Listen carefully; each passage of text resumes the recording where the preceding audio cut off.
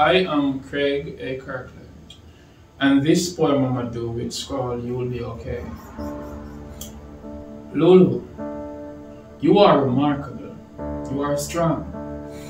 You are one of God's greatest gifts. Follow Him and you'll never go wrong. You are smart. You are noble. Pay keen ears to these words I told you. You see, the skies were overcast and then torrential rain for days. Throughout your darkest moments, you experienced pain for days.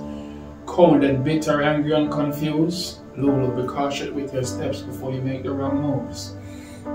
Are you feeling a bit empty right now, somewhat unsatisfied? Fret not, for God already sent an angel to be a travel guide. You will be okay, okay? Just know that God is real. After you overcome the sophisticated face, you will be the strongest you ever feel. You are beautiful. You are sweet. So trample all hypocrites beneath your feet. Be patient and pray more. You'll be okay. Forget about those who not believe in you. You have no time to play. You're a fighter, a survivor. You resist to quit. You're loved. You're a goddess. You deserve lifetime happiness. Thank you. Take care, alright? Thank you.